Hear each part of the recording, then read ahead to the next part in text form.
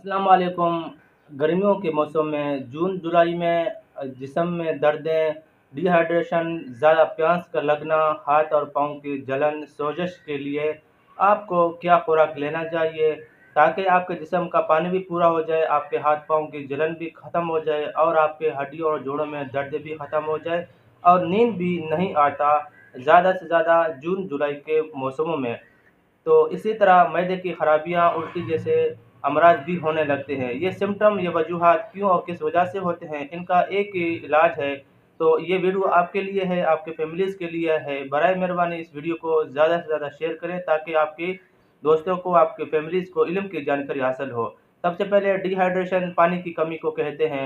पानी की कमी पूरा होते ही आपके जिस्म का पानी बैलेंस बराबर हो जाएगा, तो फिर आपके जिस्म में ज़्यादा से ज़्यादा दर्दें कम हो जाएँगे। डिहाइड्रेशन की वजह से आपके जोड़ों, हड्डियों में खुश्की आ जाएगी, जिस्म खुश्क का शिकार हो जाएगा। तो ठीक इसी तरह हाथ और पाँव की जलन विटामिन सी और विटामिन डी की कमी को ज़ाहिर करता है। विटामिन डी और विटामिन सी की कमी को बरकरार रखने के लिए आपको दूध पीना चाहिए। मैदे और जिस्म की गर्मी गर्मी को और मैदे की हीटअप को और जिस्मानी डिहाइड्रेशन को पूरा करने के लिए आपको पानी ज़्यादा से ज़्यादा पी लेना चाहिए। लेकिन गर्मियों में ठंडा पानी लोग पीते हैं जिस्म को ठंडा करने के लिए, लेकिन डिहाइड्रेशन को पूरा करने के लिए भी ठंडा पानी पीते हैं, लेकिन उसमें नींबू डाल के आप पी सकते हैं।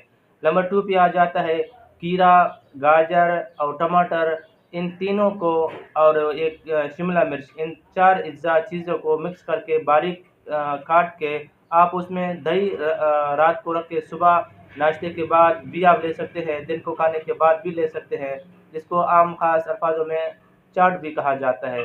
तो रात को खाने के बाद भी आप ले सकते हैं। इससे डिहाइड्रेशन आपका पूरा होगा, विटामिन डी3, कैल्शियम की कमी पूरा हो जाएगा और आपके मैदे हीटअप ख़त्म हो जाएगी और आपका जिस्म का टेम्परेचर भी अपने आप अब नॉर्मल हो जाएगा। तो ठीक इसी तरह ये एक खुराक है जिसको मैंने अभी आपको बता दिया। ये खुराक आपके डिहाइड्रेशन को पूरा करेगा, आपकी हाथ-पाँव की जलन, सोजिश को ख़त्म करेगी। इसको सुबह-शाम आप सलाद के तौर ले सकते हैं।